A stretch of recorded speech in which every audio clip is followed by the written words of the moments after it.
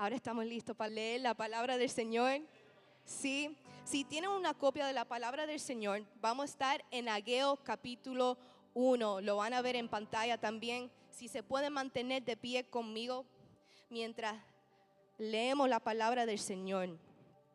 Y dice así: el año segundo de rey Darío, en el mes sexto, el día primero del mes, vino la palabra del Señor por medio del profeta Ageo a Zorobabel, hijo de Salatiel, gobernador de Judá, y al sumo sacerdote Josué, hijo de Josadac.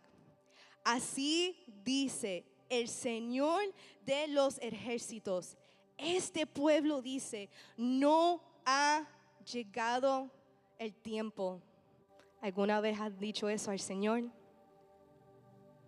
El tiempo de que la casa del Señor sea reedificada. Entonces vino la palabra del Señor por medio del profeta Ageo: ¿es acaso tiempo para que ustedes habiten en sus casas artesonadas mientras esta casa esté desolada? Ahora pues, así dice el Señor de los ejércitos: consideren bien sus caminos. Siembran mucho, pero recogen poco. Comen, pero no hay suficiente para que se sacien. Beben, pero no hay suficiente para que se embriaguen. Se visten, pero nadie se calienta. Y el que recibe salario en bolsa rota. Así dice el Señor de los ejércitos: consideren bien sus caminos. Suben al monte, traigan madera y reedifiquen el templo para que me agrade de él y yo sea glorificado, dice el Señor.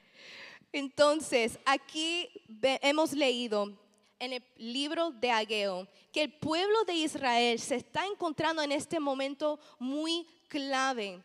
Están desanimados, están con sus prioridades mal alineadas, porque el Señor le ha dicho por qué están construyendo sus propias casas mientras mi casa esté desolada o en ruinas. Y para entender por qué el Señor les habla al pueblo de Israel en este momento así, hay que retroceder algunos años, hay que darle contexto, porque a veces nosotros somos muy harsh, somos muy duros con el pueblo de Israel cuando realmente nos podemos identificar mucho con ellos, ¿no? Entonces, les hago la pregunta, antes de retroceder un par de años: ¿alguna vez le has dicho al Señor, no ha llegado el momento? Todavía no. No creo que sea el momento apropiado, o faltan tal y tal cosa. De eso vamos a estar reflexionando hoy. Entonces, vamos a echar unos años para atrás. Cuando Ageo habla al pueblo de Israel, es el año 520 AC. Pero 20 años anterior, el Señor ya le había dado el mandato al pueblo de Israel de reedificar la casa. Vemos esto en Esdras capítulo 1, en los versículos del 2 a 3, y dice así: así dice Ciro, rey de Persia: el Señor, el Dios del cielo, me ha encargado que le edifique una casa en Jerusalén que está en Judá. Quien haya entre vosotros de su pueblo, que suba a Jerusalén y edifique la casa del Señor Dios de Israel. Esto pasó hace 20 años atrás. Tuvieron con el mandato del Señor 20 años. Y antes de esos 20 años, es muy importante saber esto: el pueblo de Dios había salido de cautiverio bajo los babilónicos. Y cuando están en cautiverios, todo Jerusalén estaba en ruinas. El templo de Dios estaba en ruinas. Pero no solamente era eso lo que se veía en lo físico, pero cuando el pueblo de Israel está en cautiverio, la presencia del Señor no está entre medio de ellos. No solamente fueron los 20 años, fueron los 70 años antes que estaba todo en ruinas y no tenían la presencia del Señor con ellos. Entonces, vemos que el mandato estaba, y aquí les quiero dar el punto número 1 del día de hoy, y es que Dios te ha dado una misión. Dios te ha dado un mandato. Hay algo que el Señor te ha dicho a ti, hermano, que está aquí sentado entre medio de nosotros. Él te ha encargado algo. Pero ahora la pregunta es, ¿te encuentras desanimado? ¿Te has olvidado? ¿Le has dicho al Señor, todavía no, todavía no? Pero las cosas no se quedan así. Regresan al pueblo de Israel a su tierra prometida y tomaron 2 años para empezar la construcción del templo. Empezaron bien. Me imagino que esos 2 años era para recaudar recursos, prepararse, tener un plan, y 2 años después que regresen, empezaron a edificar y empezaron con la fundación del templo, justo donde Rey Salomón lo había edificado muchos años atrás. Y dice en Esdras capítulo 3, versículo 8, nos hace entender esto. Y en el 2º año de su llegada a la casa de Dios en Jerusalén, Zorobabel, hijo de Salatiel, y Yeshua, hijo de Josadac, comenzaron la obra. Entonces, ¿qué le pasó al pueblo de Israel? Recibieron el mandato, empezaron la obra, entonces ¿por qué pararon? Uno pensaría que después de tantos años sin la presencia de Dios estarían listos, estarían con tantas ganas de poder experimentar eso. Fueron 70 años que quizás algunos entre medio del pueblo de Israel nunca supieron lo que era tener el templo, la presencia de Dios entre medio de ellos. Y habrá algunos también que ya eran avanzados en años que sí se podían recordar lo que era tener el Señor, la presencia de Dios entre medio de ellos, tener un lugar donde ir y adorar, tener un lugar donde ir y sacrificar. ¿Qué les pasó? ¿Qué les pasó? Entonces, pasamos unos años, llegaron los 2 años, empezaron. Y en los versículos 1 al 5, en el capítulo 4, nos llega la respuesta. Llegó el enemigo. Dice, cuando se enteraron los enemigos de Judá y de Benjamín, de que el pueblo del destierro estaba edificando un templo al Señor Dios de Israel, se presentaron ante Zorobabel y ante los jefes de las casas paternas y les dijeron, vamos a edificar con ustedes, porque con ustedes buscamos a su Dios y le hemos estado ofreciendo sacrificios desde los días de Esar-Hadón, rey de Asiria, que nos trajo aquí. Y aquí está una respuesta muy clave. Pero Zorobabel y Yeshua y los demás jefes de las casas paternas de Israel les dijeron, no tienen nada en común con nosotros, para que juntos edifiquemos una casa a nuestro Dios, sino que nosotros unidos le edificamos al Señor, Dios de Israel, como nos ordenó el rey Ciro, rey de Persia. Un breve pausa aquí. Otra vez le pregunto, ¿qué les pasó?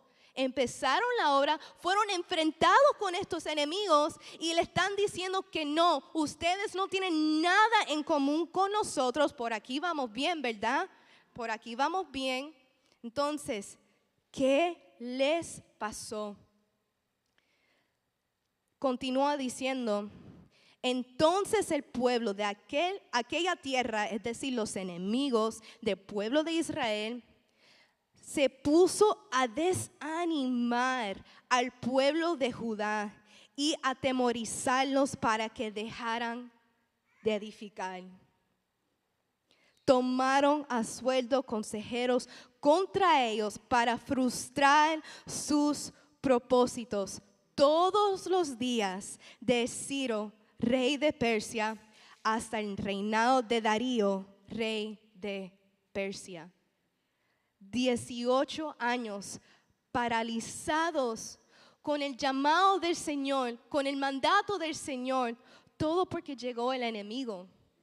Porque estaba entre medio de ellos. Recuerden, el pueblo de Israel está en una fase de reconstrucción. Quizás los recursos eran muy limitados, quizás el ánimo del pueblo no tenían mucho y veían los enemigos alrededor de ellos y fueron tan intimidados que se le olvidó quién fue quien les dio el mandato para empezar, el Dios de los ejércitos.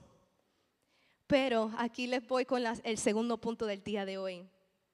Dios no va a dejar que te olvides de tu misión. Ahora regresamos a capítulo 1 de Ageo. Ageo es el profeta en este momento y el Señor lo utiliza para hablar al pueblo de Israel. Y cuando les habla, se presenta como el Señor de los ejércitos. ¿Alguien aquí ha hecho un servicio militar? ¿O han trabajado con la policía o los bomberos? Cuando habla el comandante, ¿cuál es la respuesta? No es una sugerencia. Él está hablando al pueblo de Israel con toda su autoridad. No le está dando sugerencia, le está obligando a que obedezcan. Y hay otra cosa aquí al principio que les quiero llamar la atención. Cuando el Señor se refiere al pueblo de Israel, estamos acostumbrados a que diga mi pueblo, ¿no? Pero aquí se refiere a ellos a este pueblo. Y esto nos da a entender que el pueblo de Dios en este momento, aunque hayan regresado a la tierra prometida, estaban lejos, tan lejos de Él. Y esto no pasó de un momento a otro, fue algo que fue pasando poco a poco, año tras año, día tras día, que se fueron olvidando de lo que el Señor le había dicho. Y entonces el Señor le empieza a hacer una serie de preguntas al pueblo de Israel a través del profeta Ageo. Y empieza en Ageo capítulo 1, versículo 4, donde dice: ¿es acaso tiempo que ustedes habiten en sus casas artesonadas, mientras que esta casa esté desolada? Y cuando la Biblia da un detalle que está describiendo algo, debería prestar atención, porque aquí dice que no eran casas cualquiera, eran artesonadas o decir lujosas. No estaban así con los brazos cruzados todos estos 18 años. No había falta de material para edificar el templo. Era que sus prioridades estaban en su casa y no en la casa del Señor. Entonces, les pregunto hoy, me pregunto a mí, ¿por qué nuestra comodidad viene antes de la gloria del Señor? ¿Por qué es tan fácil recorrer a nuestras propias casas y no ir a la casa del Señor? Entonces el Señor hace una siguiente pregunta y les dice al pueblo de Israel: consideren bien sus caminos. Y se los repite 2 veces. Y cuando Él dice algo 2 veces, cuando el comandante dice algo 2 veces, deberías prestar atención. Entonces, cuando nos dice que consideren bien sus caminos, a mí me hace entender, cuando estaba estudiando esto, es que yo no creo que realmente el pueblo de Israel se dio cuenta que mucho de su labor que ellos estaban haciendo en sus casas era en vano. Porque dice que siembran mucho, pero cosechan poco. Comen, pero nunca quedan satisfechos. ¿Será posible que ellos están haciendo todo este trabajo y piensan que es normal? Que no haya la bendición del Señor entre medio de ellos. Y el Señor mismo le da la respuesta en el versículo 9. Por causa de mi casa que está en ruinas, mientras cada uno de ustedes corre a su propia casa. Las consecuencias de no tener a la presencia del Señor como prioridad en tu vida son reales. Había sequía, cosechas perdidas, escasez. Dios no le estaba castigando por capricho, sino Dios está usando esto para llamarlos a ellos de regreso, para recordarles cada área de nuestras vidas. Cada área que nosotros tomamos para nosotros mismos y en vez de llevárselo al Señor, Él lo trae a memoria. Entonces, el Señor les sigue hablando y no los deja solamente con la pregunta para reflexionar, sino el Señor les da 2 pasos muy prácticos para seguir adelante. ¿Quieren saber cuáles fueron los pasos? ¿Están conmigo todavía, familia? Les dice en Ageo capítulo 1, en el versículo 8, les dice, suban al monte, traigan madera y reedifiquen el templo para que me agrade de él y yo sea glorificado, dice el Señor. Es tan sencillo como eso, suban al monte. Y cuando nos dice suban al monte, lo que Él está diciendo es no toma tus pasos y ve a un lugar alto, está diciendo vengan a mi presencia, vengan a mi presencia. La presencia que por tantos años ellos han echado para el lado, lo que no han estado buscando, nos está diciendo hoy en día, suben al monte, vengan a mi presencia, no digas más todavía, no, díganme que sí y toma el primer paso, tomen el primer paso y no es solamente subir al monte con las manos vacías, les dice que suban al monte y traigan madera. Y la madera representa un acto de obediencia. Es dar un paso cuando Dios dice que des el paso. La madera también representa un acto de fe, confiando que tu esfuerzo le importa a Dios. Otra vez, en este momento el pueblo de Israel todavía está preocupado por los enemigos que les rodeaban, pero igual el Señor dice, traigan su madera. Y la madera representa un acto de prioridad. Es elegir a Dios y su gloria por encima de tu propia comodidad. Y el Señor, en pedirle esto a aquel pueblo de Israel en ese momento, no le estaba pidiendo lo imposible. Es la segunda vez que el templo va a ser construido. Habían materiales, habían personas. El monte, representante de la presencia del Señor, estaba ahí todo ese tiempo. El monte nunca se fue a ningún otro lado, estaba ahí justo al frente de ellos y lo único que tenían que hacer es subir y traer su madera. ¿Cuál es la madera de tu vida? ¿Qué mandato te ha dado el Señor? ¿Qué te está pidiendo el Señor? Que subas al monte. Y esto, déjame clarificar, aplica a todo el mundo. Si tú llamas a Dios, tu Señor, tu Rey, Él te ha encargado algo. Cuando leemos en este texto, vemos que Ageo le habla a Zorobabel, el líder, el gobernador. Le habla también a Yeshua, el sumo sacerdote, pero le habla a todo el pueblo, todo el remanente. No era solamente para los líderes tomarlos sobre sus brazos, era para todo el pueblo. Hermanos, ¿cuál es su madera. ¿A qué le estás diciendo al Señor? Todavía no. Y si puedo hacer un breve paréntesis, porque veo muchos jovencitos, jóvenes adultos aquí. Les quiero hablar un momento directamente a ustedes.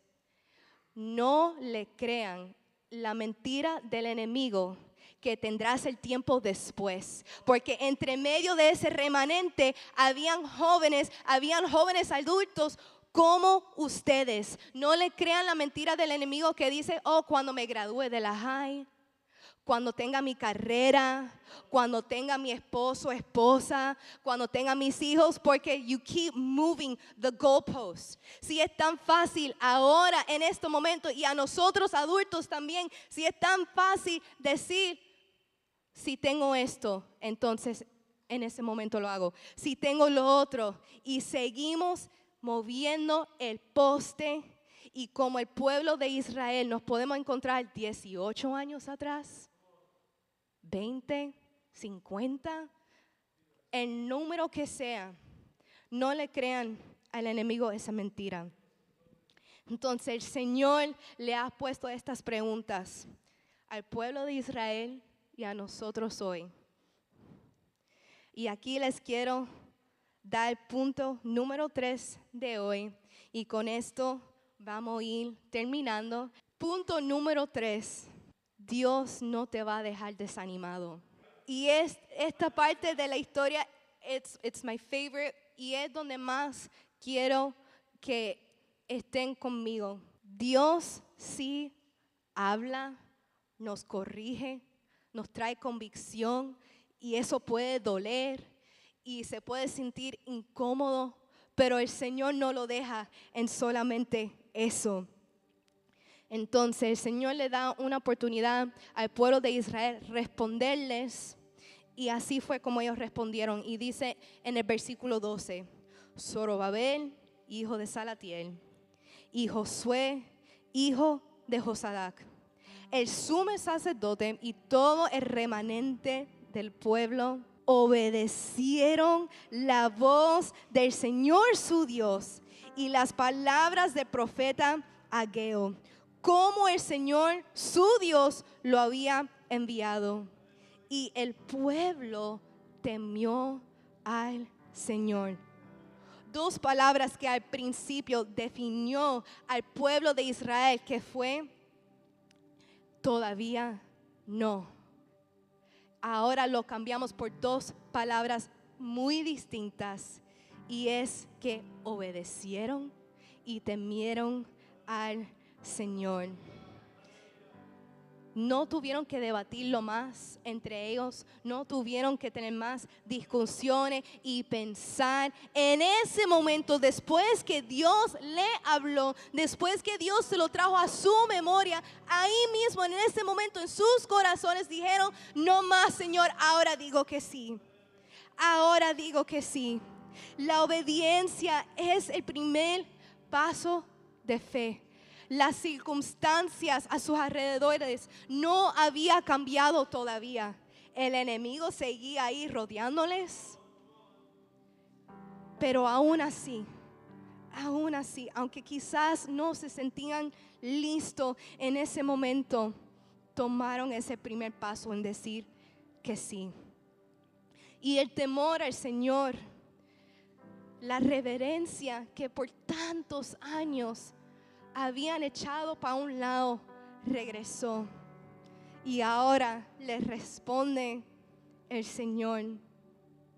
Y dice en el versículo 13, entonces Ageo, mensajero del Señor, habló al pueblo con el mensaje del Señor.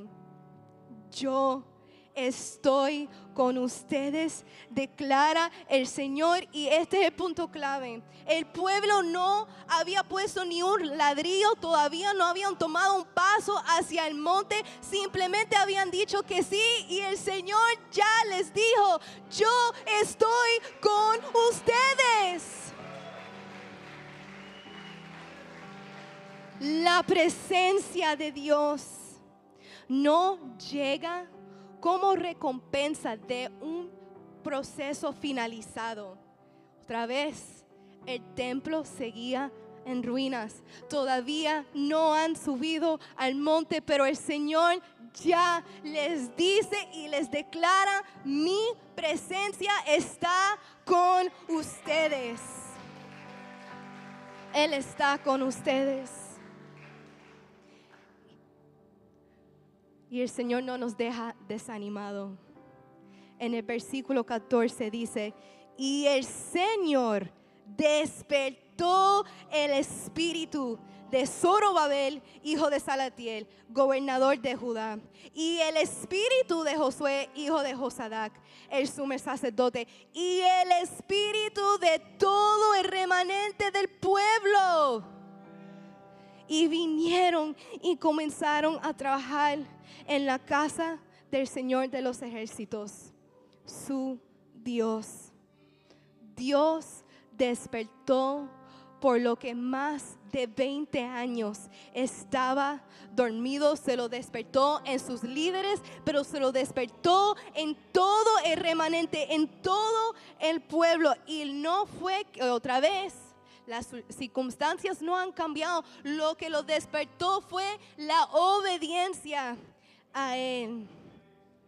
Dios nos ha llamado a traer nuestra madera.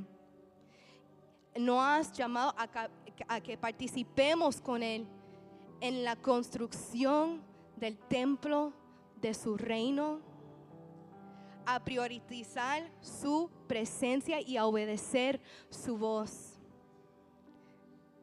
Hay alguien hace muchos años atrás que tomó su madera y no lo tuvo que pensar, no tuvo que decir más ahorita.